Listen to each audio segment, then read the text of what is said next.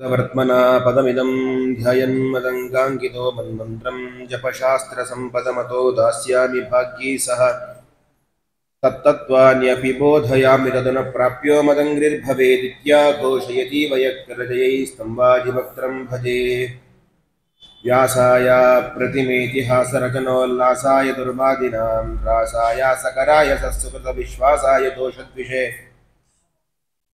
भासाय मुनरम्यतोय सदृशायासाय मासे विने दासाय भयदाय मध्वगुरुकृद्वासाय तुभ्यं नमः व्यासाय भवनाशाय शीशाय गुणराशये हृद्याय शुद्धविद्याय मध्वाय च नमो नमः तपो विद्या विरक्त्यादि सद्गुणौघकरानहं वादिराजगुरून् वन्दे हयग्रीवदयाश्रयान् पूज्याय राघवेन्द्राय सत्यधर्मरताय च भजतां कल्पवृक्षाय नमतां कामधेनवे कोलव्यास हयग्रीवपदगञ्जमधुव्रतं श्रीविश्वोत्तमयोगीन्द्रं वन्देऽहं वादिराट्प्रियम् जन्माद्यस्य यतोऽन्वयादितरतश्चार्तेष्वभिज्ञस्वरार्तेने ब्रह्महृदाय आदिकवये मुख्यन्ति यं सूरयः तेजो वारिमृदां यथा विनिमयो यत्र त्रिसर्गो मृषा धाम्ना स्वेन सदा निरस्तकुहकं सत्यं परं धीमहि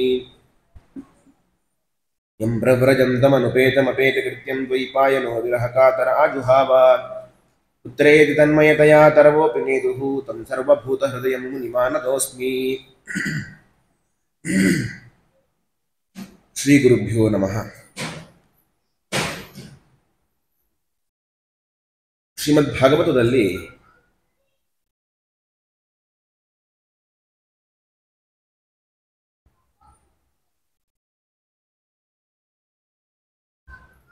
ವ್ಯಾಸರು ಭಗವಂತನ ಮಹಿಮೆಗಳನ್ನ ಭಗವದ್ಭಕ್ತರ ಮಹಿಮೆಗಳನ್ನೇ ಬಹಳ ವಿಸ್ತಾರವಾಗಿ ಹೇಳಿದ್ದಾರೆ ಅಂತ ಮೊದಲ ದಿವಸ ಹೇಳಿದ್ದೆ. ಎಲ್ಲ ಮಹಿಮೆಗಳನ್ನ ಹೇಳಬೇಕಾದರೆ ಒಂದಷ್ಟು ಈ ಎಲ್ಲ ಮಹಿಮೆಗಳ ಮಧ್ಯದಲ್ಲಿ ತಾತ್ವಿಕ ಸಂದೇಶಗಳನ್ನು ಕೂಡ ನೀಡಿದ್ದಾರೆ. ಸಂದೇಶಗಳ ಮಧ್ಯದಲ್ಲಿ ಲೋಕೋಪಯೋಗಿಯಾದಂತಹ ಕೆಲವೊಂದು ನೀತಿಗಳನ್ನ ಸಂದೇಶಗಳನ್ನ ಲೌಕಿಕವಾಗಿ ಜನರು ಯಾವ ರೀತಿಯಾಗಿ ಬದುಕಬೇಕು, ಯಾವ ರೀತಿಯ ಆದರ್ಶವನ್ನು ಪಾಲಿಸಬೇಕು ಎನ್ನುವ ದೃಷ್ಟಿಯಲ್ಲಿ ಆದರ್ಶ ಪುರುಷರ ಕಥೆಗಳನ್ನೆಲ್ಲವನ್ನು ಕೂಡ ಸಂಗ್ರಹಿಸಿ ನೀಡಿದ್ದಾರೆ. ಆದರೆ ಒಂದೆರಡು ಅಂಶವನ್ನು ನಾವೇ ಚಿಂತನೆ ಮಾಡೋಣ.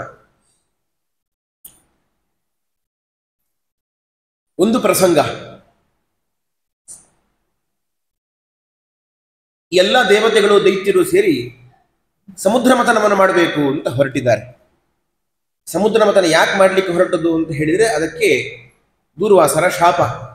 ದುರ್ವಾಸರು ಒಂದು ಪುಷ್ಪಮಾಲಿಕೆಯನ್ನ ದೇವೇಂದ್ರನಿಗೆ ಕೊಟ್ಟಾಗ ದೇವೇಂದ್ರ ಆ ಪುಷ್ಪಮಾಲಿಕೆಯನ್ನು ತಿರಸ್ಕಾರ ಮಾಡಿದ.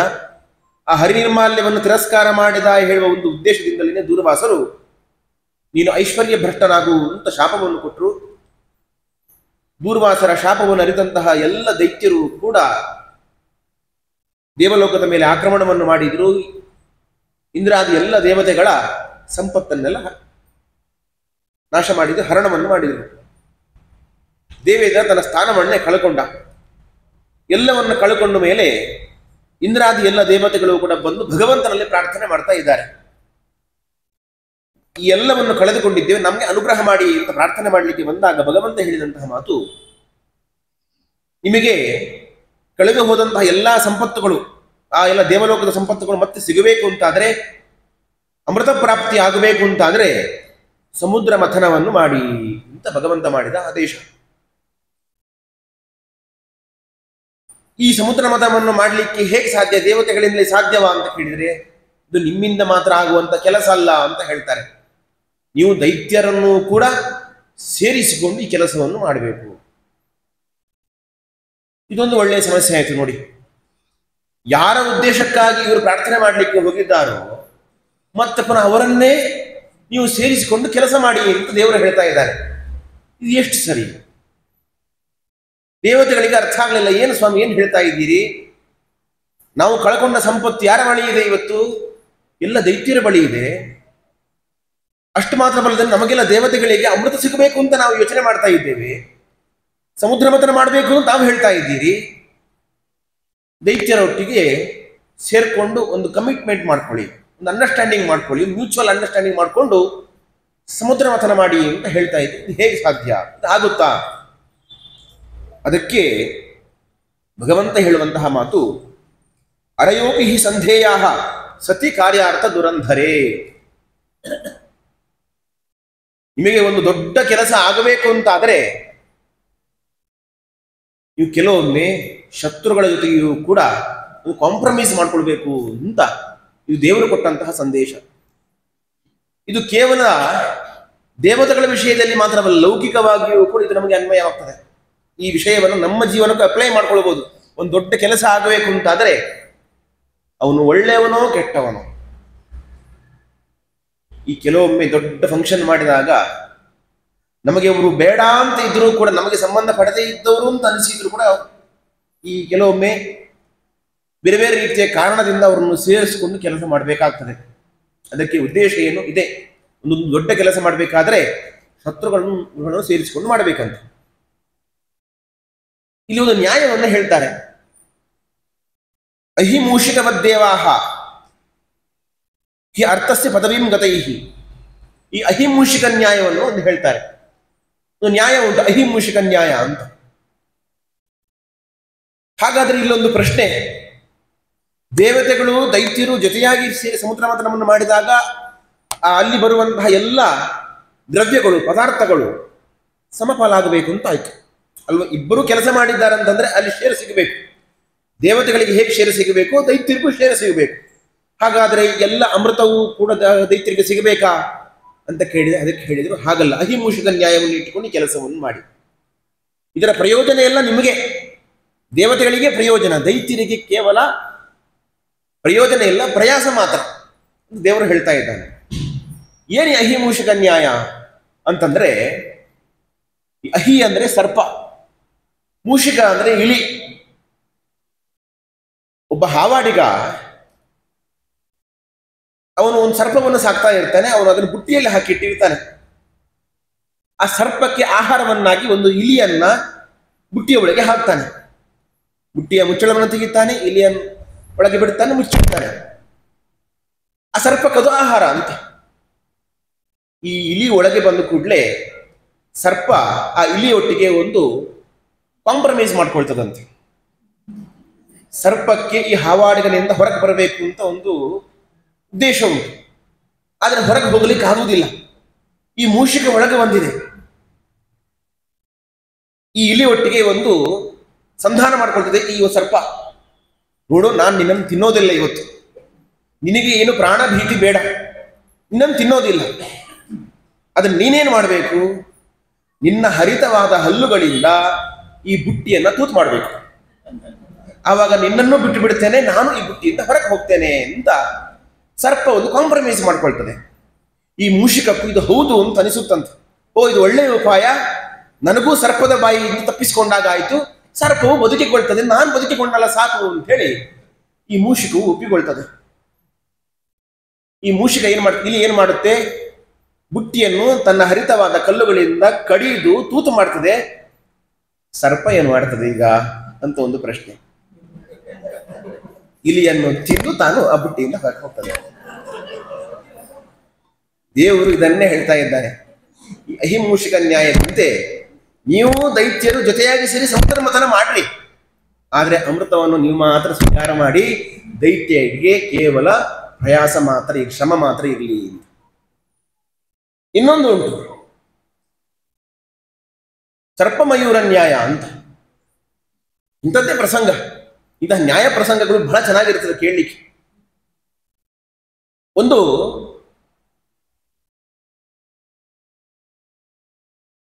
ಸರ್ಪ ನವಿಲನ್ನು ತಿನ್ನಬೇಕು. ನವಿಲು ಸರ್ಪವನ್ನು ತಿನ್ನುತ್ತೆ. ಸರ್ಪವನ್ನು ತಿನ್ನಬೇಕು ಅಂತ ಒಂದು ನವಿಲು ಬರುತ್ತೆ. ಈ ಒಂದು ಸರ್ಪ ಏನ್ ಮಾಡ್ತದೆ, ಒಂದು ಬಿಲದ ಒಳಗೆ ಹೋಗಿ ಅವಿತು ಕುಳಿತುಕೊಳ್ತೆ. ಆ ಒಂದು ನವಿಲಿನಿಂದ ರಕ್ಷಿಸಿಕೊಳ್ಬೇಕು ಅಂತ ಬಿಲದ ಒಳಗೆ ಹೋದಾಗ ಸೇಮ್ ಹೀಗೆ ಒಂದು ಮೂಷಿಕ ಇರ್ತದೆ, ಅಲ್ಲಿ ಒಳಗೆ ಒಂದು ಇಲಿ ಇರ್ತದೆ. ಅದು ಇಲಿಯ ಬಿಲ. ಅದು ಸಾಮಾನ್ಯವಾಗಿ ಎಲ್ಲ ಸರ್ಪಗಳು ನುಗ್ಗುದು ಇಲಿಯ ಬಿಲಕ್ಕೆ ನುಗ್ಗುದು. ಹೋದ ಕೂಡಲೇ ಅಲ್ಲಿ ಅವಾಗ ಇಲಿಗೆ ಭಯ ಆಗ್ತದೆ, ಸರ್ಪ ಬಂತು ಅಂತ. ಇಲಿ. ಅವಾಗ ಸರ್ಪ ಹೇಳ್ತಾನೆ, ನೀನೇನು ಹೆದರಬೇಡ, ನನಗೆ ಅಲ್ಲಿ ನವಿಲಿನ ಭಯ ಉಂಟು, ನವಿಲಿನ ಭಯದಿಂದಾಗಿ ನಾನು ಇಲ್ಲಿಗೆ ಬಂದಿದ್ದೇನೆ, ನಿನ್ನ ಜಾಗಕ್ಕೆ ಬಂದಿದ್ದೇನೆ, ನಿನ್ನ ಮನೆಯಲ್ಲಿ ಸ್ವಲ್ಪ ಹೊತ್ತು ನನಗೆ ಇರಲಿಕ್ಕೆ ಅವಕಾಶ ಮಾಡಿಕೊಡು ಸಾಕು, ಆ ನವಿಲು ಆ ಕಡೆ ಹೋದ್ಮೇಲೆ ನಾನು ಇಲ್ಲಿಂದ ಹೊರಟು ಹೋಗ್ತೇನೆ ಅಂತ ಸರ್ಪ ಒಳಗೆ ಪ್ರವೇಶ ಮಾಡ್ತದಂತೆ. ಈ ಇಲಿಯು ಕೂಡ ಹೌದು ಅಂತ ಅಂದುಕೊಳ್ತದೆ. ಹಾಗೆ ಅತ್ತ ನವಿಲು ಆ ಕಡೆ ಓಡಿ ಹೋದ್ಮೇಲೆ ಸರ್ಪ ಹೊರಗೆ ಹೋಗಬೇಕಾದ್ರೆ ಈ ಇಲಿಯನ್ನು ತಿಂದುಕೊಂಡು ಹೊರಗೆ ಹೋಗ್ತದೆ ಅಂತ, ತನ್ನ ಕಾರ್ಯವನ್ನು ಮುಗಿಸಿಕೊಂಡು ಹೋಗ್ತದೆ ಅಂತ. ಈ ನ್ಯಾಯದಂತೆ ಭಗವಂತ ಹೇಳ್ತಾನೆ, ನೀವೊಂದು ಸಂಧಾನ ಮಾಡಿಕೊಳ್ಳಿ, ಈಗ ದೈತ್ಯರೊಟ್ಟಿಗೆ ಸಂಧಾನ ಮಾಡಿಕೊಂಡು ಸಮುದ್ರ ಮಥನ ಮಾಡಿ ಅಂತ. ಹೀಗೆ ದೇವತೆಗಳು ದೈತ್ಯರು ಜೊತೆಯಾಗಿ ಸೇರಿ ಸಮುದ್ರ ಮಥನವನ್ನು ಮಾಡಿದ್ದು ಭಗವಂತನ ಆದೇಶದಿಂದ ಅಂತ ಅರ್ಥ. ಅದರಂತೆ ಸಮುದ್ರ ಮಥನ ಆಯಿತು, ಅದರಲ್ಲಿ ಎಲ್ಲ ಪದಾರ್ಥಗಳು ಸಿಕ್ಕಿದವು, ವಿಷವೂ ಬಂತು, ಅಮೃತವೂ ಬಂತು, ಅಮೃತವನ್ನು ಪಾನ ಮಾಡಬೇಕಾದ್ರೆ ಇನ್ನೆಲ್ಲ ಘಟನೆಗಳಾಯಿತು, ಎಲ್ಲ ಕಥೆಗಳು ನೀವೆಲ್ಲ ಕೇಳಿದ್ದೀರಿ. ಈ ಎಲ್ಲ ಕಥೆಯ ಒಟ್ಟು ಸಂದೇಶ ಏನು ಅಂತ ಕೇಳಿದ್ರೆ, ಭಗವಂತ ಏನು ಮಾಡಿದ, ಯಾರಿಗೆ ಯೋಗ್ಯವಾದದ್ದು ಸಿಗಬೇಕೋ ಅವರಿಗೆ ಮಾತ್ರ ಸಿಕ್ಕಿದೆ. ದೇವತೆಗಳಿಗೆ ಮಾತ್ರ ಅಮೃತವನ್ನು ಕೊಟ್ಟಿದ್ದಾನೆ. ಯಾಕೆ ಅಂತ ಕೇಳಿದ್ರೆ, ದೇವತೆಗಳು ಸದಾಕಾಲ ಭಗವಂತನ ಪಾದವನ್ನೇ ಆಶ್ರಯಿಸಿಕೊಂಡಿರುವವರು, ಹಾಗಾಗಿ ಅವರಿಗೆ ಅದರ ಫಲವನ್ನು ಕೊಟ್ಟಿದ್ದಾನೆ. ಈ ದೈತ್ಯರು ಏನ್ ಮಾಡ್ತಾರೆ, ಸದಾಕಾಲ ಭಗವಂತನನ್ನು ದ್ವೇಷವನ್ನೇ ಮಾಡ್ತಾರೆ, ಹಾಗಾಗಿ ಅವರಿಗೆ ಆ ಫಲವನ್ನು ನೀಡಲಿಲ್ಲ. ಹಾಗಾಗಿ ಅವರವರ ಕರ್ಮಕ್ಕನುಸಾರವಾಗಿ ಭಗವಂತ ಫಲವನ್ನು ಕೊಟ್ಟಿದ್ದಾನೆ. ಆದರೆ ಅವರಿಗೆ ಆ ಮೂಲಕ ಒಂದು ಶ್ರಮವನ್ನು ಕೂಡ ಕೊಟ್ಟು ಫಲವನ್ನು ಕೊಡದೆ ಆಗಬೇಕಾದಂತಹ ಫಲವನ್ನು ಕೊಟ್ಟಿದ್ದಾನೆ. ಅದೇ ರೀತಿಯಾಗಿ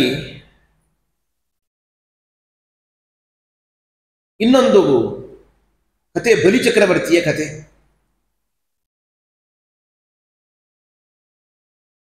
ಬಲಿಚಕ್ರವರ್ತಿಯ ಕಥೆಯನ್ನು ನೀವೆಲ್ಲ ಕೇಳಿದ್ದೀರಿ. ಬಲಿಚಕ್ರವರ್ತಿಯನ್ನು ನಿಗ್ರಹಿಸಬೇಕು ಅಂತೇಳಿ ಭಗವಂತ ವಾಮನನಾಗಿ ಬಂದೇನು ಕೇಳಿದ, 3 ಪಾದ ಭೂಮಿಯನ್ನು ಕೇಳಿದ. ಬಲಿಚಕ್ರವರ್ತಿ ಇನ್ನೇನೋ ಕೊಡ್ತೇನೆ ಅಂತ ಹೇಳಿದ, ಅದು ಕೊಡ್ತೇನೆ, ಇದು ಕೊಡ್ತೇನೆ, ಇದನ್ನ ಯಾಕೆ ಕೇಳ್ತೀಯಪ್ಪ, 3 ಪಾದ ಯಾಕೆ ಕೇಳ್ತಿ, ನಿನಗೆ ನಾನು ಹೆಣ್ಣು ಕೊಡಬೇಕಾ, ಮದುವೆ ಮಾಡಿ ಕೊಡ್ತೇನೆ, ಈಗ ಆನೆ ಬೇಕಾ, ಕುದುರೆ ಬೇಕಾ, ಒಂಟೆ ಬೇಕಾ, ರಾಜ್ಯ ಬೇಕಾ, ಏನು ಬೇಕು ಹೇಳಿ ಕೊಡ್ತೇನೆ ಅಂತ ನಾನಾ ಬಗೆಯ ಆಮಿಷಗಳನ್ನೆಲ್ಲ ಒಡ್ಡಿದ್ರು ಕೂಡ ಭಗವಂತ ಕೇಳಿದ್ದೇನು, 3 ಪಾದ ಭೂಮಿ ಕೇಳಿದ್ದೇನೆ, ಅದನ್ನು ಮಾತ್ರ ಕೊಡು ಅಂತ. ಬಲಿಚಕ್ರವರ್ತಿಗೆ ಇದೊಂದು ಬಹಳ ಅಲ್ಪವಾದ ದಾನ ಅಂತ ಅನಿಸಿಬಿಡ್ತು. ದೇವರು ಕೇಳಿದ್ದು ಅಲ್ಪ ಅಲ್ಲ, ದೇವರ ದೃಷ್ಟಿಕೋನದಲ್ಲಿ ಅದು ದೊಡ್ಡದೆ. ಬಲಿಚಕ್ರವರ್ತಿಯ ದೃಷ್ಟಿಯಲ್ಲಿ ಇದೊಂದು ಅಲ್ಪ ಅಂತ ಅನಿಸ್ಬಿಡ್ತು, ಬರೇ 3 ಪಾದವ ಅಂತ. ಈ ಮಧ್ಯದಲ್ಲಿ ಶುಕ್ರಾಚಾರ್ಯ ಬಂದದನ್ನು ತಡೆದರು, ಈ ಸಂಕಲ್ಪವನ್ನು ಮಾಡ್ಲಿಕ್ಕೆ ಹೋಗಬೇಡ, ಬಂದವನು ಸಾಮಾನ್ಯ ವ್ಯಕ್ತಿ ಅಲ್ಲ ಅಂತ ಹೇಳಿ. ಇಷ್ಟಾದ್ರೂ ಕೂಡ ಬಲಿಚಕ್ರವರ್ತಿಗೆ ಒಂದು ಅಹಂಕಾರ ಇತ್ತು, ಸ್ವಲ್ಪ ಅಸುರಾವೇಶ ಇತ್ತು ಅವನಿಗಲ್ಲಿ. ಇಲ್ಲ, ನಾನು ಆ ಬ್ರಾಹ್ಮಣ ಒಟುವಿಗೆ ಕೊಡ್ತೇನೆ, ದಾನವನ್ನು ಕೊಡ್ತೇನೆ ಅಂತ ಮಾತು ಕೊಟ್ಟಾಗಿದೆ, ನಾನು ದಾನವನ್ನು ಕೊಟ್ಟೇ ಕೊಡ್ತೇನೆ ಅಂತ ಸಂಕಲ್ಪವನ್ನು ಮಾಡಿಯೇ ಬಿಟ್ಟ. ಸಂಕಲ್ಪ ಮಾಡಿದ್ದು ಅವನು 3 ಪಾದವನ್ನು ಕೊಟ್ಟು 3 ಪಾದದಷ್ಟು ಭೂಮಿಯನ್ನು ಕೊಡ್ತೇನೆ ಅಂತ ಸಂಕಲ್ಪ ಮಾಡಿದ್ದು. ಭಗವಂತ ಎಷ್ಟು ಸ್ವೀಕಾರ ಮಾಡಿದ, 1 ಪಾದದಿಂದ ಕೆಳಗಿನ 7 ಲೋಕವನ್ನೆಲ್ಲ ಸ್ವೀಕಾರ ಮಾಡಿದ, 2ನೇ ಪಾದದಿಂದ ಮೇಲಿನ 7 ಲೋಕವನ್ನೆಲ್ಲ ಸ್ವೀಕಾರ ಮಾಡಿದ. ಅಲ್ಲಿಗೆ 2 ಪಾದದಿಂದಲೇ ಸಮಗ್ರ ಬ್ರಹ್ಮಾಂಡವನ್ನೇ ಆವರಿಸಿ ಬಿಟ್ಟ ಭಗವಂತ. ಇನ್ನೊಂದು ಪಾದ ಎಲ್ಲಿಡ್ಲಿ ಅಂತ ಕೇಳ್ತಾನೆ ಬಲಿಚಕ್ರವರ್ತಿ. ಇದರಿಂದ ಏನು ಅರ್ಥ ಆಯಿತು ನಮಗೆ, ಬಲಿ ಕೊಟ್ಟದ್ದು ಸ್ವಲ್ಪವೇ, ಆದರೆ ಭಗವಂತ ಸ್ವೀಕಾರ ಮಾಡಿದ್ದೆಷ್ಟು, ಸಮಗ್ರ ಬ್ರಹ್ಮಾಂಡವನ್ನ. ಅನಂತಂ ವಿಷ್ಣು ಸನ್ನಿಧು ಅಂತ ಒಂದು ಪ್ರಸಿದ್ಧವಾದ ಮಾತು. ನೀವು ಭಗವಂತನ ಸನ್ನಿಧಿಯಲ್ಲಿ ಸ್ವಲ್ಪವೇ ಸ್ವಲ್ಪ ಸಮರ್ಪಣೆ ಮಾಡಿದರೂ ಕೂಡ ಭಗವಂತ ಅದನ್ನ ಅನಂತ ಮಾಡಿ ಸ್ವೀಕಾರ ಮಾಡ್ತಾನಂತ. ಇದು ಭಗವಂತನ ದೊಡ್ಡ ಗುಣ. ಪತ್ರಂ ಪುಷ್ಪಂ ಫಲಂ ತೋಯಂ. ನೀವು ದೇವರಿಗೆ ಏನು ಬಹಳ ದೊಡ್ಡದು ಕೊಡಬೇಕು ಅಂತ ದೇವರು ಕೇಳೋದಿಲ್ಲ, ವಜ್ರ ಕಿರೀಟ ಕೊಡಿ ಎಂದು ದೇವರು ಕೇಳೋದಿಲ್ಲ. ನೀವು ಸಮರ್ಪಣೆ ಮಾಡುವ ಪದಾರ್ಥವನ್ನು ಸ್ವಲ್ಪವೇ ಆದರೂ ಕೂಡ, ಒಂದು ಹನಿ ನೀರಾದರೂ ಕೂಡ, ಒಂದು ಸಣ್ಣ ಬಟ್ಲಲ್ಲಿ ಇಟ್ಟರು ಸಾಕು, ಒಂದು ದಳ ತುಳಸಿ ಇಟ್ಟರು ಸಾಕು, ಅದನ್ನ ಯಾರು ಭಕ್ತಿಯಿಂದ ಸಮರ್ಪಣೆ ಮಾಡ್ತಾರೋ ಅದನ್ನ ಬಹಳ ಪ್ರೀತಿಯಿಂದ ಸ್ವೀಕಾರ ಮಾಡ್ತಾನೆ ಭಗವಂತ. ಬಲಿಚಕ್ರವರ್ತಿ ಕೊಟ್ಟದ್ದು ಸ್ವಲ್ಪವಾದರೂ ಕೂಡ ಅದನ್ನು ಅನಂತ ಮಾಡಿ ಸ್ವೀಕಾರ ಮಾಡಿದ. ಇದರಂತೆ ನಾವು ಇರಬೇಕು ಅಂತ ಭಗವಂತ ತೋರಿಸಿಕೊಡ್ತಾನೆ. ನಿಮ್ಮ ನಿಮ್ಮ ಜೀವನದಲ್ಲಿ ಭಗವಂತನಿಗಾಗಿ ಸ್ವಲ್ಪ ಸಮಯವನ್ನು ಮೀಸಲಿಡಿ. ಸ್ವಲ್ಪ ಸಮಯವನ್ನು ಭಗವಂತನಿಗಾಗಿ ಮೀಸಲಿಟ್ಟರೂ ಕೂಡ ಅದನ್ನು ನಾನು ಸಂಪೂರ್ಣವಾಗಿ ಆವರಿಸಿ ಬಿಡ್ತೇನೆ. ಹೇಗೆ ಬಲಿಚಕ್ರವರ್ತಿಗೆ ಹೇಗೆ ಎಲ್ಲವನ್ನು ಆವರಿಸಿ ಬಿಟ್ನೋ ಅದೇ ರೀತಿಯಾಗಿ ನಿಮ್ಮ ಬದುಕಲ್ಲೂ ನಾನು ಆವರಿಸಿಕೊಳ್ತೇನೆ ಅಂತ ಭಗವಂತ ಈ ಮೂಲಕ ಹೇಳ್ತಾ ಇದ್ದಾನೆ. ಒಂದು ವೇಳೆ ನಾವು ಭಗವಂತನಿಗೆ ಅವಕಾಶವನ್ನು ಕೊಡದೇನೆ ಇನ್ಯಾವುದಕ್ಕೋ ಬೇಡದಿರೋ ವಿಷಯಗಳಿಗೆ ನಾವು ಅವಕಾಶವನ್ನು ಕೊಟ್ಟರೆ ಏನಾಗುತ್ತೆ ಅಂತಂದ್ರೆ ನಳಮಹಾರಾಜನ ಕಥೆಯನ್ನು ನೋಡಬೇಕು. ನಳಮಹಾರಾಜನು ಹಾಗೆ ಒಳ್ಳೆಯ ಧರ್ಮಿಷ್ಠ, ಸ್ವಲ್ಪವೂ ಅಧರ್ಮದ ಕೆಲಸವನ್ನು ಮಾಡ್ತಾ ಇರಲಿಲ್ಲ. ಹೀಗಿರಬೇಕಾದ್ರೆ ಕಲಿಗೊಮ್ಮೆ ಅನಿಸ್ತಂತೆ ಈ ನಳನಿಗೆ ಸ್ವಲ್ಪ ಹಿಂಸೆ ಮಾಡಬೇಕು, ನಾನು ಇವನನ್ನು ಪ್ರವೇಶಿಸಬೇಕು ಅಂತ. ಕಲಿ ಪ್ರವೇಶ ಮಾಡಬೇಕಾದ್ರೆ ಇವನು ಏನಾದರೂ ಒಂದು ತಪ್ಪು ಕೆಲಸ ಮಾಡಬೇಕು. ಆದ್ರೆ ನಳಮಹಾರಾಜ ಏನು ತಪ್ಪು ಕೆಲಸ ಮಾಡ್ತಾ ಇಲ್ಲ, ಹೇಗೆ ಪ್ರವೇಶ ಮಾಡಬೇಕು ಕಾಯ್ತಾ ಇದ್ದಂತೆ ಕಲಿ. ಒಂದು ದಿವಸ ನಳಮಹಾರಾಜ ಅರಮನೆಗೆ ಬರಬೇಕಾದ್ರೆ ಕಾಲು ತೊಳ್ಕೊಂಡು ಒಳಗೆ ಬರಬೇಕು, ಅವನ ನಿಯಮ.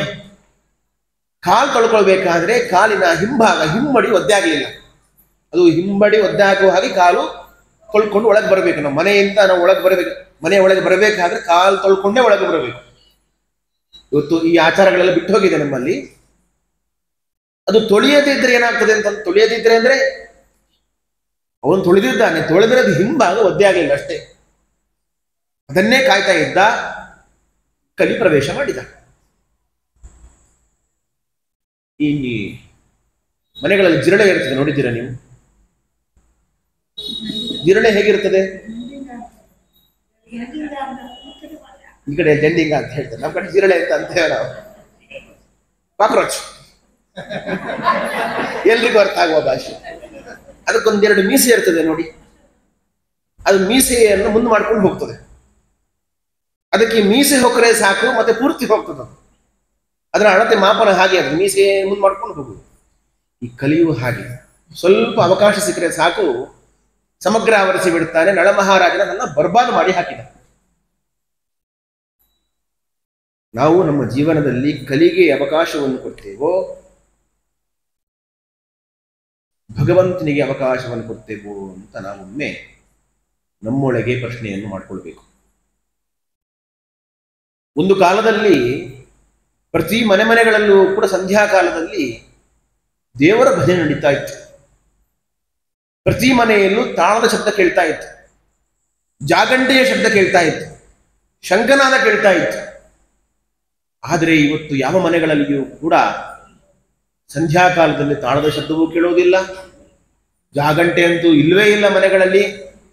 ಸ್ವಾಮಿಗಳನ್ನು ಮನೆ ಕರೆದಾಗ ಜಾಗಂಟೆ ಅಂತೂ ಇಲ್ಲಿ ಉಂಟು ಹುಡುಕ್ತಾ ಇರ್ತಾರೆ ಕೆಲವು ಮನೆಗಳಲ್ಲೆಲ್ಲ. ಇನ್ನು ಶಂಖ ಅಂತೂ ಕೇಳಲೇಬೇಡಿ, ಶಂಕೆಯೇ ಬೇಡ ಅದರ ಬಗ್ಗೆ. ಆದರೆ ಇವತ್ತು ಅದರ ಬದಲಿಗೆ ಯಾರಿಗೆ ಸ್ಥಾನವನ್ನು ಕೊಟ್ಟಿದ್ದೇವೆ? ಮಹಾಕಲಿಯಾದಂತಹ ಟಿವಿಗೆ ಜಾಗವನ್ನು ಕೊಟ್ಟಿದ್ದೇವೆ. ಮನೆಯಲ್ಲಿ ದೇವರ ಕೋಣೆ ಇಟ್ಟು ದೊಡ್ಡದಿರುತ್ತೋ ಇಲ್ವೋ ಗೊತ್ತಿಲ್ಲ, ಒಂದು ಸಣ್ಣ ಗೂಡು ದೇವರಿಗಾಗಿ. ಅದು ಕೂಡ ಅಡುಗೆ ಮನೆಯಲ್ಲಿ ಆ ಸ್ಲ್ಯಾಬ್ನ ಕೆಳಗೆ ಸಿಲಿಂಡರ್ ಇಡುವ ಪಕ್ಕದಲ್ಲಿ ಒಂದು ದೇವರಿಗೊಂದು ಸಣ್ಣ ಗೂಡು. ದೇವರು ಅಷ್ಟರಲ್ಲೇ ಇರಬೇಕು. ಅದು ಇನ್ನು 1 by 1 ಅಷ್ಟೇ.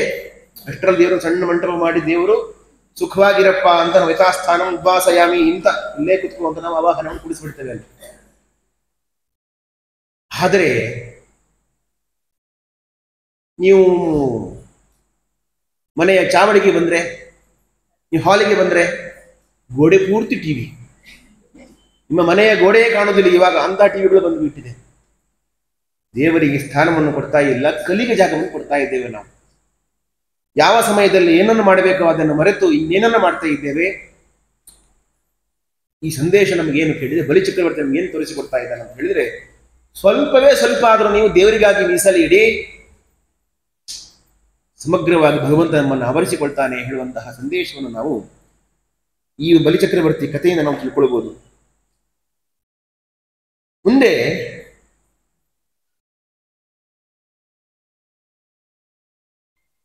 ವೈವಸ್ವತ ಮಯುವಿನ ಪರಂಪರೆಯಲ್ಲಿ ಬಂದಂತಹ ಅನೇಕ ರಾಜರ ಕಥೆಗಳನ್ನೆಲ್ಲ ಹೇಳ್ತಾರೆ. ಅದರಲ್ಲಿ ಒಬ್ಬ ರಾಜ,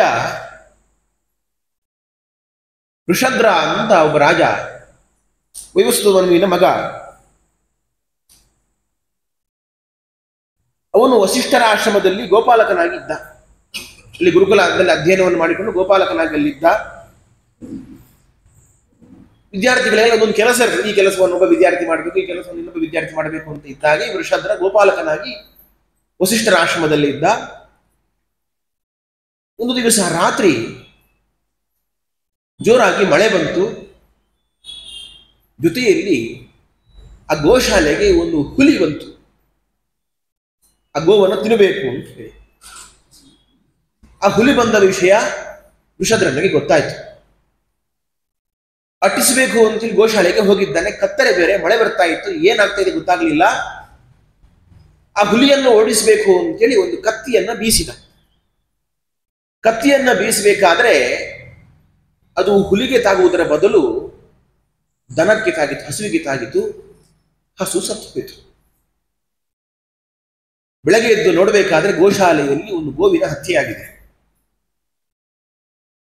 ವಾಸ್ತವದಲ್ಲಿ ವೃಷಾದ್ರ ಏನು ಬೇಕು ಅಂತ ಮಾಡಿದ್ದಲ್ಲ, ಉದ್ದೇಶಪೂರ್ವಕವಾಗಿ ಗೋಹತ್ಯೆ ಮಾಡಬೇಕು ಅಂತ ಮಾಡಿದ್ದಲ್ಲ, ಹುಲಿಯನ್ನು ಓಡಿಸ್ಲಿಕ್ಕೆ ಅಂದ್ರೆ ಕತ್ತಿ ಬೀಸಿದಷ್ಟೆ. ಆದ್ರೆ ಅದು ಸತ್ತದ್ದು ಒಂದು ಗೋವು, ಹುಲಿ ಓಡಿ ಹೋಯಿತು. ವಸಿಷ್ಠರು ಶಾಪವನ್ನು ಕೊಡ್ತಾರೆ ಅವನಿಗೆ. ನೀನೊಬ್ಬ ಕ್ಷತ್ರಿಯನಾಗಿ ಈ ರೀತಿಯಾಗಿ ಗೋ ರಕ್ಷಣೆಯನ್ನು ಮಾಡಬೇಕಾಗಿತ್ತು, ಗೋ ಹತ್ಯೆಯನ್ನು ಮಾಡಿದ್ದೀಯ, ಹಾಗಾಗಿ ನೀನು ಶೂದ್ರನಾಗು ಅಂತ ಶಾಪವನ್ನು ಕೊಡ್ತಾರೆ. ಈ ಗೋಹತ್ಯೆಯನ್ನು ಮಾಡಿದ ಪಾಪಕ್ಕಾಗಿ ಪ್ರಾಯಶ್ಚಿತ್ತವನ್ನು ಮಾಡಿಕೋ ಅಂತ ಹೇಳಿ ಅವರನ್ನು ತಪಸ್ಸು ಮಾಡಲಿಕ್ಕೆ ಕಳಿಸಿಕೊಡ್ತಾರೆ. ಇದರ ಅರ್ಥ ಏನು? ವರ್ತಮಾನ ಕಾಲಕ್ಕೆ ಬರಬೇಕು ನಾವೆಲ್ಲ. ಗೊತ್ತಿಲ್ಲದೆ ಮಾಡಿದ ಗೋಹತ್ಯೆ ಅದು ಮಹಾಪಾಪ ಅಂತ ಹಿಂದೆ ವಸಿಷ್ಠರು ಹೇಳಿದರು. ಇವತ್ತು ನಮಗೆಲ್ಲ ಗೊತ್ತಿದ್ದು ಎಷ್ಟೆಲ್ಲ ಗೋಹತ್ಯೆಗಳಾಗ್ತಾ ಇದೆ ಅಂತಂದ್ರೆ ಇನ್ನೆಷ್ಟು ಪಾಪಗಳು ನಮಗೆಲ್ಲ ಬರಬೇಡ. ಯಾಕೆ ಈ ಮಾತನ್ನು ಹೇಳ್ತಾ ಇದ್ದೇನೆ ಅಂತ ಕೇಳಿದ್ರೆ, ಕೇವಲ ಗೋಮಾಂಸವನ್ನು ತಿನ್ನುವವರು ಮಾತ್ರ ಗೋಹತ್ಯೆಯನ್ನು ಮಾಡ್ತಾ ಇಲ್ಲ. ಈ ಪಾಪಕ್ಕೆ ಅವರು ಮಾತ್ರ ಪಾತ್ರರಾಗ್ತಾ ಇಲ್ಲ, ಬೇರೆಯವರು ಕೂಡ ಗೋಹತ್ಯೆಯಲ್ಲಿ ಪಾತ್ರರಾಗ್ತಾ ಇದ್ದಾರೆ. ಇವತ್ತು ನಾವು ನೀವು ಬಳಸುವಂತಹ ಲೆದರ್ ಬ್ಯಾಗ್ಗಳು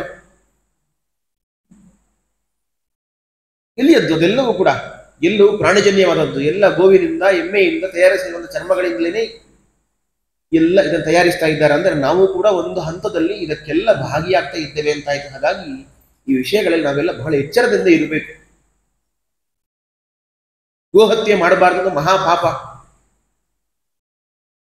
ಅದೇ ರೀತಿಯಾಗಿ ವೈವಸ್ವತ ಮನುವಿನ ಇನ್ನೊಬ್ಬ ರಾಜನ ಕಥೆಯನ್ನು ಹೇಳ್ತಾರೆ. ಶರ್ಯಾತಿ ಅಂತ ಒಬ್ಬ ರಾಜ. ಅವನಿಗೆ ಒಬ್ಬಳು ಪುಟ್ಟ ಮಗಳು ಸುಕನ್ಯಾ ಅಂತ ಅವಳ ಹೆಸರು. ಶರ್ಯಾತಿ ಮಹಾರಾಜ ಹಾಗೂ ಸುಕನ್ಯಾ ಜೊತೆಯಲ್ಲಿ ಅವರ ಸೈನ್ಯವನ್ನು ಸೇರಿಸಿಕೊಂಡು ಕಾಡಿಗೆ ಹೋಗಿದ್ದಾರೆ, ವಿಹಾರಕ್ಕೆ ಹೋಗಿದ್ದಾರೆ. ಹೋದಾಗ ಅಲ್ಲಿ ವಿಶ್ರಾಂತಿಗೆ ಅಂತೇಳಿ ಒಂದು ಆಶ್ರಮಕ್ಕೆ ಹೋಗ್ತಾರೆ. ಆ ಆಶ್ರಮ ಚವನರ ಆಶ್ರಮ. ಆಶ್ರಮ ಎಲ್ಲ ಓಡಾಡಿದ, ಚವನರು ಕಾಣಲಿಲ್ಲ ಶರ್ಯಾತಿ ಮಹಾರಾಜನಿಗೆ. ಈ ಪುಟ್ಟ ಹುಡುಗಿ ಸುಕನ್ಯಾ ಏನು ಮಾಡ್ತಾಳೆ, ಒಂದು ಅಲ್ಲಿ ಹುತ್ತ ಇರ್ತದೆ.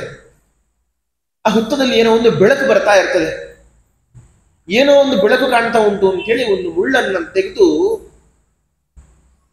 ಆ ತೂತಿನಲ್ಲಿ ಚುಚ್ಚಿ ಬಿಡ್ತಾಳೆ. ಆ ತುತ್ತು ಚುಚ್ಚಿದ್ದು ಬೇರೆ ಯಾರನ್ನು ಅಲ್ಲ, ಚಮನರು ತಪಸ್ಸನ್ನು ಮಾಡ್ತಾ ಇರ್ತಾರೆ. ತಪಸ್ಸು ಮಾಡ್ತಾ ಇರಬೇಕಾದ್ರೆ ಅವರ ಮೇಲೆ ಹುತ್ತ ಬೆಳೆದು ಬಿಟ್ಟಿದೆ. ಅವರ ಕಣ್ಣಿಗೆ ಚುಚ್ಚಿ ಬಿಡ್ತಾಳೆ. ಅವರ ಕಣ್ಣು ಹೋಗ್ತದೆ.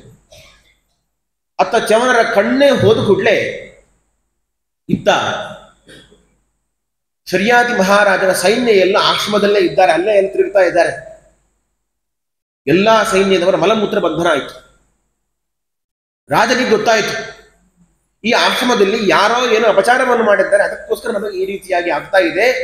ಯಾರೇನು ಅಪರಾಧವನ್ನು ಮಾಡಿದ್ದೀರಿ ಹೇಳಿ ಅಂತ ಎಲ್ಲರನ್ನು ವಿಚಾರಿಸ್ತಾರೆ. ಎಲ್ಲ ಸೈನಿಕರು ನಮ್ಗೊತ್ತಿಲ್ಲ, ನಾವೇನು ಮಾಡಲಿಲ್ಲ ಅಂತ ಹೇಳ್ತಾ ಇದ್ದಾರೆ. ಕೊನೆಯಲ್ಲಿ ಈ ಸುಕನ್ಯಾ ಹೇಳ್ತಾಳೆ, ನಾನು ಹೀಗೊಂದು ಯಾವುದೋ ಒಂದು ಏನೋ ಕಂಡಿತು ಅಂತ ಹೇಳಿ ಮುಳ್ಳಿಂದ ಚುಚ್ಚಿಬಿಟ್ಟೆ ಅಂತ ಹೋಗಿ ನೋಡಿದಾಗ ಇದ್ದವರು ಬೇರೆ ಯಾರು ಅಲ್ಲ, ಚವನರೇ ಅಲ್ಲಿ ಇದ್ರು. ದೃಷ್ಟಿ ಹೋಗಿದೆ. ರಾಜ ಹೋಗಿ ಪ್ರಾರ್ಥನೆ ಮಾಡ್ತಾನೆ, ಸ್ವಾಮಿ ತಪ್ಪಾಗಿದೆ, ಕ್ಷಮಿಸಬೇಕು.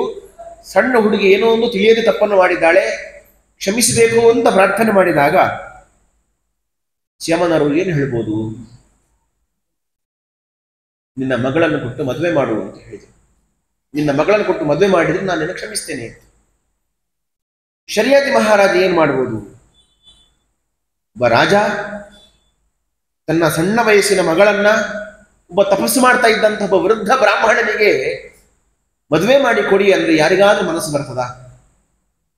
ಇವತ್ತು ವೈದಿಕ ಬ್ರಾಹ್ಮಣರಿಗೆ ಯಾರು ಹೆಣ್ಣು ಕೊಡೋದಿಲ್ಲ, ಮುದುಕರು ಬಿಡಿ, ಯುವಕರಿಗೆ ಹೆಣ್ಣು ಕೊಡುವವರು ಯಾರಿಲ್ಲ. ಅಂಥದ್ರಲ್ಲಿ ಶರಿಯಾತಿ ಮಹಾರಾಜ ಏನು ಮಾಡಿದ? ತನ್ನ ಸೈನ್ಯ ಉಳಿಬೇಕು, ತನ್ನ ರಾಜ್ಯ ಉಳಿಬೇಕು, ಅದಕ್ಕಾಗಿ ತನ್ನ ಮಗಳನ್ನೇ ತ್ಯಾಗ ಮಾಡಿದ. ಆಯ್ತು ಅಂತ ಒಪ್ಪಿಕೊಂಡ.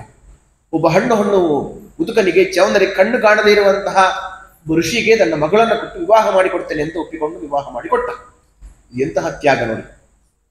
ತನ್ನ ಸೈನ್ಯ ಉಳಿಬೇಕು, ರಾಜ್ಯ ಉಳಿಬೇಕು, ಆ ಒಂದು ರಾಜ್ಯದ ಹಿತಕ್ಕೋಸ್ಕರ ತನ್ನ ಮಗಳನ್ನೇ ಒಬ್ಬ ಋಷಿಗೆ ದಾನ ಮಾಡಿಕೊಟ್ಟ. ಈ ಮಗಳ ನನ್ನ ಸುಕನ್ಯೆ ಕೂಡ ಅಷ್ಟೇ ಒಳ್ಳೆಯ ಹೆಣ್ಮಗಳು. ಸಂತೋಷದಿಂದ ಒಪ್ಪಿಕೊಂಡು ಆ ಋಷಿಗಳನ್ನ ವಿವಾಹವಾದಳು. ಋಷಿಗಳ ಸೇವೆಯನ್ನೇ ಮಾಡಿಕೊಂಡಿದ್ಲು. ಒಂದು ದಿವಸ ಚ್ಯವನರ ಆಶ್ರಮಕ್ಕೆ ಅಶ್ವಿನಿ ದೇವತೆಗಳು ಬರ್ತಾರೆ. ಅಶ್ವಿನಿ ದೇವತೆಗಳು ಬಂದಾಗ ಸುಕನ್ಯೆಯನ್ನು ಕಂಡು ಬಹಳ ಸಂತೋಷ ಆಗ್ತದೆ. ಇಷ್ಟು ಸಣ್ಣ ಹುಡುಗಿ ಋಷಿಗಳ ಸೇವೆಯನ್ನು, ಪತಿ ಸೇವೆಯನ್ನು ಎಷ್ಟು ಚೆನ್ನಾಗಿ ಮಾಡ್ತಾ ಇದ್ದಾಳೆ ಅಂತ. ಚ್ಯವನರ ಆತಿಥ್ಯವನ್ನು ಕೂಡ ಕಂಡು ಅಶ್ವಿನಿ ದೇವತೆಗಳಿಗೆ ಸಂತೋಷ ಆಯಿತು. ನಿಮ್ಗೆ ವರ ಕೊಡ್ತೇವೆ ಅಂತ ಹೇಳಿದರು. ಏನ್ ವರ ಬೇಕು ಅಂತ ಕೇಳಿದಾಗ ಚ್ಯವನರು ಹೇಳ್ತಾರೆ, ನನಗೆ ತಾರುಣ್ಯ ಬೇಕು, ನನಗೆ ಹೋದಂತಹ ಕಣ್ಣು ಮತ್ತೆ ಬರಬೇಕು ಅಂತ ವರವನ್ನು ಕೇಳ್ತಾರೆ. ಒಂದು ವೇಳೆ ಈ ವರವನ್ನು ಕೊಟ್ಟರೆ ನಾನು ನಿಮಗೆ ಯಜ್ಞದಲ್ಲಿ ಆಹುತಿಯನ್ನು ಕೊಡ್ತೇನೆ ಅಂತ ಚ್ಯವನರು ಹೇಳ್ತಾರೆ. ಅಲ್ಲಿಯವರೆಗೆ ಯಜ್ಞದಲ್ಲಿ ಅಶ್ವಿನಿ ದೇವತೆಗಳಿಗೆ ಆಹುತಿ ಇರಲಿಲ್ಲ. ಕಾರಣ ಏನು ಅಂತ ಹೇಳಿ, ಅಶ್ವಿನಿ ದೇವತೆಗಳು ದೇವವೈದ್ಯರು ಹೇಳುವ ಕಾರಣದಿಂದ ಅವರಿಗೆ ಯಜ್ಞದಲ್ಲಿ ಆಹುತಿ ಇಲ್ಲ.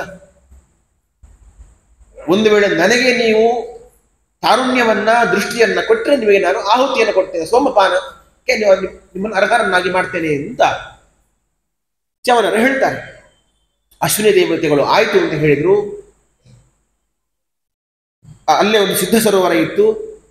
ಸಿದ್ಧ ಸರೋವರದಲ್ಲಿ ಈ ಅಶ್ವಿನಿ ದೇವತೆಗಳು ಚ್ಯವನರ ಕೈಯನ್ನು ಹಿಡಿದುಕೊಂಡು ಹೋಗಿ ಮುಳುಗಿ ಮೇಲಕ್ಕೆ ಬರ್ತಾರೆ. ಮೇಲಕ್ಕೆ ಬಂದಾಗ 3 ಒಂದೇ ರೀತಿಯ ರೂಪಗಳು, ಸುಂದರವಾದ ರೂಪ.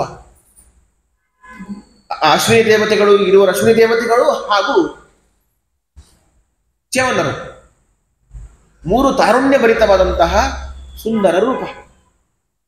ನಿನ್ನ ಗಂಡನನ್ನು ಸ್ವೀಕಾರ ಮಾಡು ಅಂತ ಹೇಳಿ ಅಶ್ವಿನಿ ದೇವತೆಗಳು ಹೇಳಿದರು.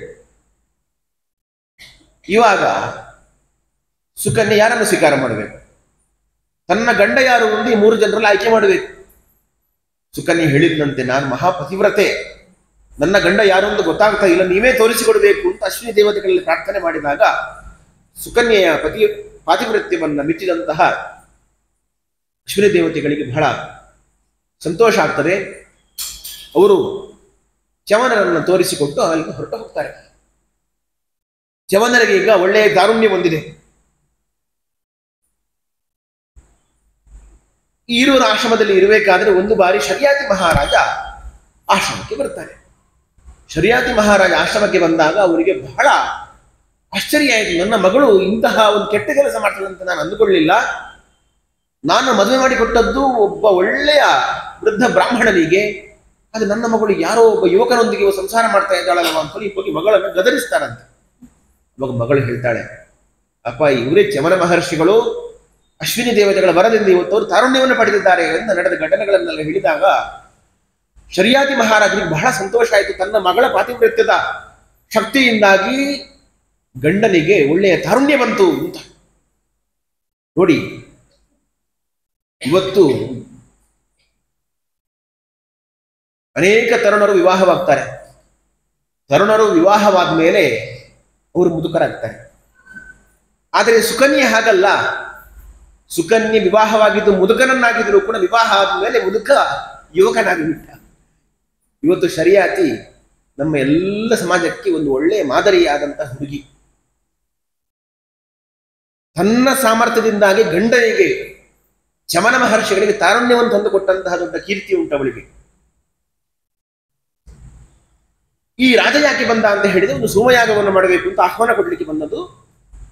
ಅದಕ್ಕೋಸ್ಕರ ಚ್ಯವನ ಮಹರ್ಷಿಗಳನ್ನು ಕರೆದುಕೊಂಡು ಹೋಗ್ತಾರೆ. ಕರೆದುಕೊಂಡು ಹೋಗಿ ಯಜ್ಞವನ್ನು ಮಾಡಬೇಕಾದ್ರೆ, ಸೋಮಯಾಗವನ್ನು ಕೊಡಬೇಕಾದ್ರೆ ಇಂದ್ರದೇವರು ಬಂದು ತಡೀತಾರೆ. ಅಶ್ವಿನಿ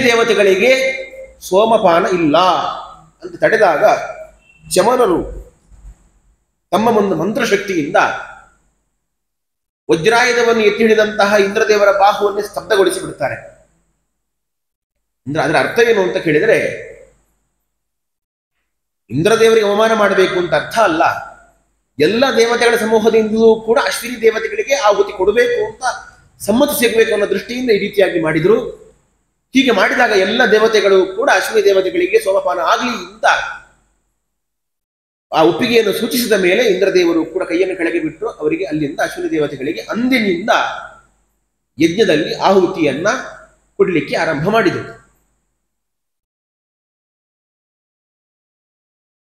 ಹಾಗಾಗಿ ನಮ್ಮಲ್ಲಿ ಒಂದು ಪ್ರಸಿದ್ಧವಾದ ಮಾತು ಬಂದಿದೆ. ಶರ್ಯಾತಿಂಚ ಸುಕನ್ಯಾ ಅಂಚ ಚ್ಯವನಂ ಚೇಂದ್ರಮಶ್ವಿನೌ ಯಹ ಸ್ಮರಿಷ್ಯತಿ ವೈ ನಿತ್ಯಂ ತಸ್ಯ ಚಕ್ಷುರ ನಶ್ಯತಿ. ಪ್ರತಿನಿತ್ಯದಲ್ಲಿಯೂ ಕೂಡ ನಾವು ಈ ವ್ಯಕ್ತಿಗಳನ್ನೆಲ್ಲ ಸ್ಮರಣೆ ಮಾಡಬೇಕಂತೆ. ಯಾರ್ಯಾರಂದ್ರೆ ಒಂದು ಶರ್ಯಾತಿಯನ್ನ, ಸುಕನ್ಯೆಯನ್ನ, ಚ್ಯವನರನ್ನ, ಇಂದ್ರನನ್ನ, ಅಶ್ವಿನಿ ದೇವತೆಗಳನ್ನ, ಈ ಇಷ್ಟು ಮಂದಿಯನ್ನ ಸ್ಮರಣೆ ಮಾಡಿದ್ರೆ ಅವರ ಆ ಚಕ್ಷುಷ್, ಆ ಕಣ್ಣು ಅದು ಎಂದಿಗೂ ನಾಶ ಆಗುವುದಿಲ್ಲ, ದೃಷ್ಟಿದೋಷ ಬರುವುದಿಲ್ಲ, ನೀವು ಕನ್ನಡಕ ಹಾಕಿಕೊಳ್ಬೇಕಾಗಿಲ್ಲ. ಯಾಕೆ ಅಂತ ಕೇಳಿದ್ರೆ, ಈಗ ಒಬ್ಬ ಶರ್ಯಾತಿ ಮಹಾರಾಜ ಆ ತನ್ನ ರಾಜ್ಯದ ಹಿತಕ್ಕೋಸ್ಕರ, ತನ್ನ ಸೈನ್ಯದ ಹಿತಕ್ಕೋಸ್ಕರ ತನ್ನ ಮಗಳನ್ನೇ ಒಬ್ಬ ವೃದ್ಧ ಬ್ರಾಹ್ಮಣನಿಗೆ ದಾರೆ ಎರೆದು ಮದುವೆ ಮಾಡಿಕೊಟ್ಟಂತಹ ಒಬ್ಬ ಅದ್ಭುತವಾದ ರಾಜ ಒಬ್ಬ. ಇನ್ನು ಸುಕನ್ಯಾ ತನ್ನ ಪಾತಿವ್ರತ್ಯದಿಂದ ವೃದ್ಧನಾದಂತಹ ತನ್ನ ಪತಿಗೆ ತಾರುಣ್ಯವನ್ನು ತಂದುಕೊಟ್ಟಂತಹ ದೊಡ್ಡ ಕೀರ್ತಿವಂತ ಆ ಹುಡುಗಿ. ಇನ್ನು ಚ್ಯವನರು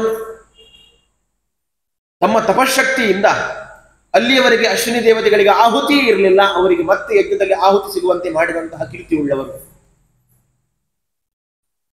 ಇನ್ನು ಅಶ್ವಿನಿ ದೇವತೆಗಳು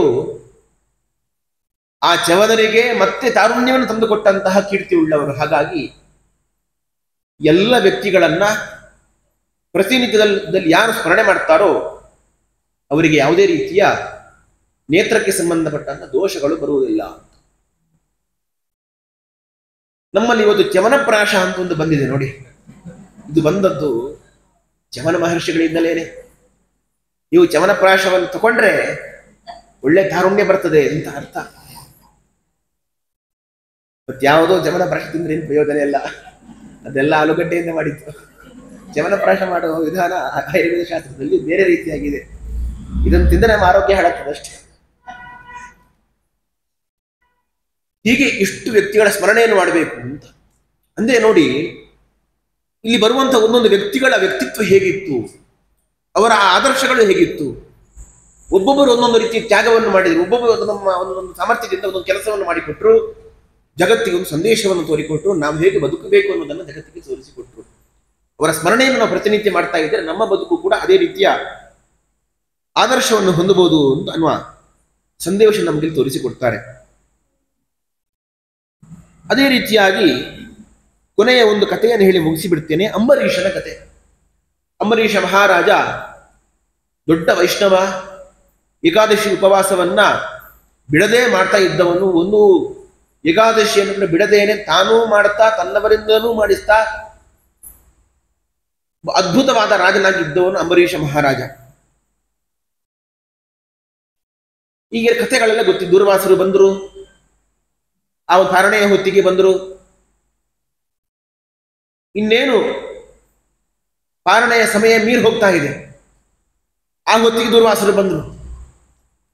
ಬಂದವರೇ ಊಟ ಹಾಕುವಂತ ಭಿಕ್ಷೆ ಬೇಕು ಅಂತ ಕೇಳಿದರು. ಈಗ ಸ್ನಾನ ಮಾಡಿ ಬರ್ತೇನೆ ಅಂತ ಹೋದ್ರು. ಸ್ನಾನ ಮಾಡಲಿಕ್ಕೆ ಹೋದಂತಹ ದೂರ್ವಾಸರು ಪತ್ತೆಯೂ ಇಲ್ಲ. ದ್ವಾದಶಿಯ ಸಮಯದಲ್ಲಿ ಸರಿಯಾದ ಸಮಯಕ್ಕೆ ಪಾರಣೆ ಮಾಡಬೇಕು, ಇಲ್ಲದೆ ಹೋದ್ರೆ ಏಕಾದಶಿಯ ಉಪವಾಸ ಮಾಡಿದ ಪುಣ್ಯ ಇಲ್ಲ. ಅಂಬರೀಷನಿಗೆ ಬಹಳ ಜಿಜ್ಞಾಸ ಆಯ್ತು, ಏನು ಮಾಡಬೇಕು ಅಂತ ಎಲ್ಲ ಬ್ರಾಹ್ಮಣರಲ್ಲಿ ಕೇಳಿದಾಗ, ನೀನು ಜಲಪಾನವನ್ನು ಮಾಡು, ಆವಾಗ ನೀನು ಊಟ ಮಾಡಿದ ದೋಷವೂ ಇಲ್ಲ, ಅಂದ್ರೆ ಅವರನ್ನು ಬಿಟ್ಟು ಊಟ ಮಾಡಿದ ದೋಷವೂ ಇಲ್ಲ, ಇನ್ನು ಮತ್ತೆ ಅವಾಗ ಪಾರಣೆಯನ್ನು ಬಿಟ್ಟಾಗೂ ಆಗುವುದಿಲ್ಲ ಅಂತ ಹೇಳಿ ಜಲಪಾನವನ್ನು ಮಾಡಿದ. ನಂತರ ಬಂದಂತಹ ದೂರ್ವಾಸರು ಶಾಪವನ್ನು ಕೊಡ್ತಾರೆ, ಒಂದು ಕೃತ್ಯವನ್ನು ಪ್ರಯೋಗ ಮಾಡ್ತಾರೆ. ನನ್ನನ್ನು ಬಿಟ್ಟು ಪಾರಣೆ ಮಾಡಿದ್ದೀಯಾ ನೀನು ಅಂತ ಹೇಳಿ ಒಂದು ಕೃತ್ಯವನ್ನು ಪ್ರಯೋಗ ಮಾಡ್ತಾರೆ. ಈ ಅಂಬರೀಷನ ವ್ಯಕ್ತಿತ್ವ ಎಂಥದ್ದು ಅಂತ ಕೇಳಿದರೆ, ಅವನಿಗೆ ಭಗವಂತನ ವಿಶೇಷ ಅನುಗ್ರಹ ಇತ್ತು. ಸ್ವತಃ ಭಗವಂತ ತನ್ನ ಚಕ್ರವನ್ನೇ ಕೊಟ್ಟಿದ್ದ ಅಂಬರೀಷನ ರಕ್ಷಣೆಗಾಗಿ. ದೂರ್ವಾಸರು ಈ ಕೃತ್ಯವನ್ನು ಪ್ರಯೋಗ ಮಾಡಬೇಕಾದರೆ ಚಕ್ರ ಅಟ್ಟಿಸಿಕೊಂಡು ಹೋಯಿತು. ಚಕ್ರ ಅವ ಕೃತ್ಯವನ್ನು ನಾಶ ಮಾಡಿ ಹಾಕಿತು. ಕೃತ್ಯವನ್ನು ನಾಶ ಮಾಡಿದ್ದು ಮಾತ್ರವಲ್ಲ, ದೂರ್ವಾಸರನ್ನೇ ಅಟ್ಟಿಸಿಕೊಂಡು ಹೋಗಲಿಕ್ಕೆ ಆರಂಭ ಮಾಡಿತು. ದೂರ್ವಾಸರು ಓಡಿದ್ರು. ಬ್ರಹ್ಮಲೋಕಕ್ಕೆ ಹೋದರು, ಕೈಲಾಸಕ್ಕೆ ಹೋದರು, ವೈಕುಂಠ ಲೋಕಕ್ಕೆ ಹೋದರು. ಯಾರ ಹತ್ರ ಹೋದ್ರು ನಮ್ಮಿಂದ ಆಗೋದಿಲ್ಲ, ಚಕ್ರದಿಂದ ರಕ್ಷಿಸಲಿಕ್ಕೆ ನಮ್ಮಿಂದ ಆಗೋದಿಲ್ಲ ಅಂತ ಹೇಳಿದರು. ಕೊನೆಯಲ್ಲಿ ವೈಕುಂಠ ಲೋಕಕ್ಕೆ ಭಗವಂತನಲ್ಲೇ ಪ್ರಾರ್ಥನೆ ಮಾಡಿದರೆ ಭಗವಂತ ಹೇಳ್ತಾನೆ, ನಾನು ಭಕ್ತರ ಪರಾಧೀನ, ನೀನು ಹೋಗಿ ನೀನು ಅಂಬರೀಷನ ಬಳಿಯಲ್ಲೇ ಪ್ರಾರ್ಥನೆ ಮಾಡಬೇಕು ಅಂತ ಭಗವಂತನು ಹೇಳಿದ. ಏನೋ ವಿಧಿ ಇಲ್ಲದೇನೆ ಕೊನೆಯಲ್ಲಿ ಅಂಬರೀಷ ಮಹಾರಾಜನ ಬಳಿಯಲ್ಲಿ ಮತ್ತೆ ದೂರ್ವಾಸರು ಬರಬೇಕಾಯಿತು, ಕಾಲು ಹಿಡಿಬೇಕಾಯ್ತು, ಅಪ್ಪ ನನ್ನ ರಕ್ಷಣೆ ಮಾಡಪ್ಪ ಈ ಚಕ್ರದಿಂದ ಅಂತ. ಒಂದು ಅಂಶವನ್ನು ನಾವು ನೋಡುವುದಾದ್ರೆ, ದೂರ್ವಾಸರು ಯಾರು? ರುದ್ರದೇವರು. ಯೋಗ್ಯತೆಯಲ್ಲಿ ಅಂಬರೀಷನಿಗಿಂತ ಬಹಳ ಎತ್ತರದಲ್ಲಿರುವವರು. ಒಬ್ಬ ಎತ್ತರದ ಸ್ಥಾನದಲ್ಲಿರುವಂತಹ ದೂರ್ವಾಸರು ಬಂದು ಅಂಬರೀಷನ ಕಾಲಿಗೆ ಬೀಳುವುದು ಅಂತ ಹೇಳಿದ್ರೆ ಇದು ಯಾವ ನ್ಯಾಯ? ಇದು ಸರಿಯಾ ಅಂತ ಅನ್ನಿಸಬಹುದಲ್ವಾ? ದೇವರು ಯಾಕೆ ಹೀಗೆ ಮಾಡಿದ ಅಂತ ಪ್ರಶ್ನೆ ಬಂದಾಗ ಅದಕ್ಕೆ ಉತ್ತರವನ್ನು ಆಚಾರ್ಯ ನೀಡುತ್ತಾರೆ. ತಾತ್ಕಾಲಿಕೋಪಚಯತ್ವ ತೇಷಾಂ ಯಶಸ್ಸಃ. ಅಂಬರೀಷ ಮಹಾರಾಜನಿಗೂ ಕೂಡ ಒಂದು ತಾತ್ಕಾಲಿಕವಾಗಿ ಅವನಿಗೆ ಒಂದು ಯಶಸ್ಸು ಕೊಡಬೇಕು, ಒಂದು ಉಪಚಯ ಕೊಡಬೇಕು. ಅವನು ಇಷ್ಟೆಲ್ಲ ವೈಷ್ಣವ ಧರ್ಮಗಳನ್ನು ಪಾಲನೆ ಮಾಡಿದ್ದಾನೆ, ಏಕಾದಶಿ ಉಪವಾಸವನ್ನು ಮಾಡಿದ್ದಾನೆ, ಸತ್ಕರ್ಮಗಳ ಆಚರಣೆಯನ್ನು ಮಾಡಿದ್ದಾನೆ. ವಾಸ್ತವಿಕವಾಗಿ ಯೋಗ್ಯತೆಯಲ್ಲಿ ದೂರ್ವಾಸರಿಗಿಂತ ಇವನು ಸಣ್ಣವನಾಗಿದ್ರೂ ಕೂಡ, ದೂರ್ವಾಸರು ಎತ್ತರದಲ್ಲಿ ಇದ್ರೂ ಕೂಡ ದೂರ್ವಾಸರಿಗೆ ಯಶಸ್ಸು ಇನ್ನೂ ಯಾವಾಗಲೂ ಇದ್ದೇ ಇರ್ತದೆ. ಅಂಬರೀಷನಿಗೆ ಈ ಯಶಸ್ಸು ಯಾವಾಗಲೂ ಇರುತ್ತೆ ಅಂತ ಹೇಳಲಿಕ್ಕೆ ಬರುವುದಿಲ್ಲ. ತಾತ್ಕಾಲಿಕವಾಗಿ ಆದರೂ ಇವನಿಗೊಂದು ಯಶಸ್ಸನ್ನು ಕೊಡಬೇಕು ಹೇಳುವ ದೃಷ್ಟಿಯಿಂದ ಆ ಕಾಲದಲ್ಲಿ ಭಗವಂತ ಅಂಬರೀಷ ಮಹಾರಾಜನನ್ನ ಆ ರೀತಿಯಾಗಿ ಮೆರೆಸಿದ ಅಂತ ಆಚಾರ್ಯ ಉತ್ತರವನ್ನು ಕೊಡ್ತಾರೆ. ಇದಕ್ಕೆ ಒಂದು ಒಳ್ಳೆಯ ದೃಷ್ಟಾಂತವನ್ನು ಹೇಳುವುದಾದ್ರೆ ನಿಮಗೆಲ್ಲ ಅರ್ಥ ಆಗಬೇಕು ಅಂತಾದರೆ, ಈಗ ತಿರುಪತಿಯ ಶ್ರೀನಿವಾಸನನ್ನು ನೀವೆಲ್ಲ ನೋಡಿದ್ದೀರಿ. ಶ್ರೀನಿವಾಸನಲ್ಲಿ ಹೇಗೆ ಅಲಂಕಾರ ಮಾಡ್ತಾರೆ? ವಜ್ರಖಚಿತವಾದಂತಹ ಕಿರೀಟವನ್ನು ಇಟ್ಟಿರುತ್ತಾರೆ, ನಾನಾ ಬಗೆಯ ಮನೆಗಳಿಂದ ಕೂಡಿರುವಂತಹ ಆಭರಣಗಳನ್ನೆಲ್ಲ ಹಾಕಿರುತ್ತಾರೆ, ಇಷ್ಟೆಲ್ಲ ಅಲಂಕಾರವನ್ನು ಮಾಡಿರುತ್ತಾರೆ. ಕೋಟಿ ಕೋಟಿ ಬೆಲೆ ಬಾಳುವಂತಹ ಆಭರಣಗಳಿಂದ ಶ್ರೀನಿವಾಸನನ್ನು ಅಲಂಕಾರ ಮಾಡಿಟ್ಟಿರ್ತಾರೆ. ಇಷ್ಟು ಅಲಂಕಾರ ಮಾಡಿ ಆದ್ಮೇಲೆ ಅದರ ಮೇಲೆ ಒಂದು ಹೂವಿನ ಮಾಲೆಯನ್ನು ಹಾಕ್ತಾರೆ. ಯಾಕೆ ಹೂವಿನ ಮಾಲೆಯನ್ನು ಹಾಕಬೇಕು? ಆ ಹೂವಿಗೂ ಒಂದು ತಾತ್ಕಾಲಿಕವಾದ ಒಂದು ಯಶಸ್ಸನ್ನು ಕೊಡಬೇಕು. ನೋಡಿ, ಹೂವು ಇವತ್ತು ಅರಳುತ್ತೆ, ಇವತ್ತೇ ಬಾಡಿ ಹೋಗುತ್ತೆ, ನಾಳೆಗೆ ಆ ಹೂ ಇರೋದಿಲ್ಲ. ಅದಕ್ಕೋಸ್ಕರ ಅಲ್ಪಕಾಲದ ಹೂವಿಗೂ ಒಂದು ತಾತ್ಕಾಲಿಕವಾದ ಯಶಸ್ಸನ್ನು ಕೊಡಬೇಕೆನ್ನುವ ದೃಷ್ಟಿಯಿಂದ ಹೇಗೆ ವಜ್ರಾಭರಣಗಳನ್ನು ಹಾಕಿದರೂ ದೇವರಿಗೆ ಒಂದು ಹೂವಿನ ಮಾಲೆಯನ್ನು ಏರಿಸ್ತೇವೋ, ಅದೇ ರೀತಿಯಾಗಿ ದೂರ್ವಾಸರು ಯೋಗ್ಯತೆಯಲ್ಲಿ ದೊಡ್ಡವರಾಗಿದ್ದರೂ ಕೂಡ ಈ ಅಂಬರೀಷನಿಗೆ ಒಂದು ತಾತ್ಕಾಲಿಕವಾದ ಯಶಸ್ಸನ್ನು ಕೊಡುವುದಕ್ಕೋಸ್ಕರ ಭಗವಂತ ಈ ರೀತಿಯಾಗಿ ವ್ಯಾಪಾರವನ್ನು ಮಾಡಿದ ಅಂತ ಈ ಪ್ರಸಂಗವನ್ನು ಹೇಳ್ತಾ ಈ ಸಂದೇಶವನ್ನು ನೀಡ್ತಾರೆ. ಅನ್ನುವಲ್ಲಿಗೆ ನಮ್ಮ ಬದುಕಿನ ಔನ್ನತ್ಯಕ್ಕೆ ಬೇಕಾದಂತಹ ಅನೇಕ ಸಂದೇಶಗಳು ಇಂತಹ ಮಹಾತ್ಮರ ಚರಿತ್ರೆಗಳನ್ನು ಕೇಳಿದಾಗ, ಓದಿದಾಗ, ಅದನ್ನು ಮನನ ಮಾಡಿದಾಗ ನಮಗೆ ಮೇಲಿಂದ ಮೇಲೆ ಅದು ಕಾಣಿಸುತ್ತದೆ. ಅದು ಒಂದೊಂದು ಬಾರಿ ಕಥೆಯನ್ನು ಕೇಳಿದಾಗ ಒಂದೊಂದು ರೀತಿಯ ಅನುಭವ ನಮಗಾಗ್ತದೆ. ಅಂತಹ ಆ ಅನುಭವ ನಮಗಾಗಬೇಕು, ಆ ಅನುಸಂಧಾನಗಳು ನಮ್ಮ ಜೀವನದಲ್ಲಿ ಬರಬೇಕು. ಅಂತಹ ಆದರ್ಶಗಳು ನಮ್ಮ ಅದು ಈ ಜೀವನದ ಮೈಗೂಡಿದಾಗ ಮಾತ್ರ ಈ ಕಥೆಗಳನ್ನೆಲ್ಲ ಕೇಳಿದ್ದು ಸಾರ್ಥಕವಾಗ್ತದೆ. ಅಂತಹ ಸಾರ್ಥಕ್ಕೆ ನಮಗೆ ಸಿಗಲಿ ಅಂತ ಹೇಳಿ ಭಗವಂತನಲ್ಲಿ ಪ್ರಾರ್ಥನೆಯನ್ನು ಮಾಡ್ತಾ ಮಾತನ್ನು ಮುಕ್ತಾಯಗೊಳಿಸ್ತಾ ಇದ್ದೇವೆ. ಶ್ರೀಕೃಷ್ಣಾರ್ಪಣಮಸ್ತು. ಸರ್ವಗುಣ ಸಂಪೂರ್ಣ